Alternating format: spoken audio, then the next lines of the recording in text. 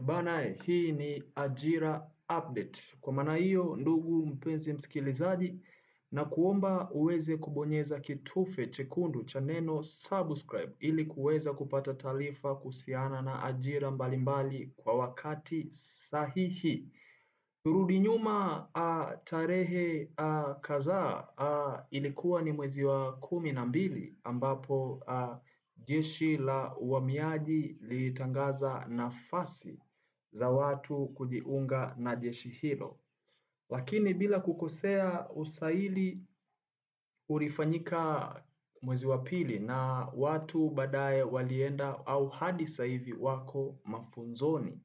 Na dukuduku la watu ni kufahamu kwamba je, ajira za jeshi la uhamiaji 2026 inakuwaje? Maana mpaka sasa hivi watu bado wapo kwenye mafunzo. Je, inakuwaje? Naomba nikutoe shaka na wasiwasi wa kwamba jeshi la uhamiaji ni moja ya majeshi ambayo yalitajwa siku ambapo bajeti ya bunge inatangazwa, ama ile bunge siku ya bajeti ambayo ilisomwa bungeni.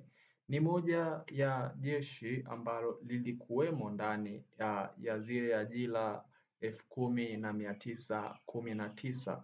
Hivyo basi tutegemee kwamba ndani ya huu mwaka nafasi zingine tena zitatoka.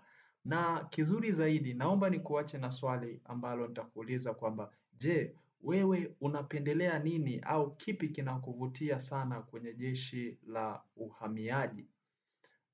Kwangu mimi nikijibu mimi personally, kitu kinachonivutia sana kwenye jeshi la uhamiaji, cha kwanza wana sare nzuri kuliko majeshi ambayo yote isipokuwa JW. JW wana sare nzuri zaidi, lakini ukikompea jezi za jeshi la uhamiaji alafu na za polisi, mimi napenda za jeshi la uhamiaji. Yes, alafu kingine, elimu ni kipaumbele kikubwa kuliko kutumia nguvu. Jeshi la uhamiaji mara nyingi sana wanafanya vitu kwa kutumia elimu na sio nguvu.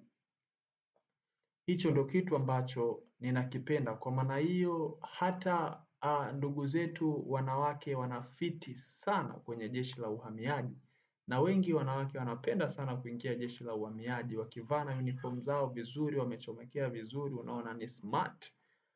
Nikukumbushe ya kwamba ajira za polisi ziko mbioni, tutegemee mwezi wa 7 ama mwezi wa 8 mwanzoni, nadhani zinaweza kutoka, maana nimeona kimya kidogo kimetawala, lakini tunatambua ya kwamba watu walishamaliza mafunzo ya intake ya 25, 26. Nadhani ndio jeshi pekee ambalo tayari lishamaliza intake yao. Magereza bado hawajamaliza intake ambayo ilienda 26, 25, 26.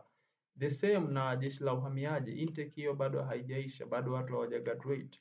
Chao, endelea kutembelea au kukaa karibu na jumuiya yetu ya Ajira Update ili uweze kupata taarifa kwa wakati sahihi.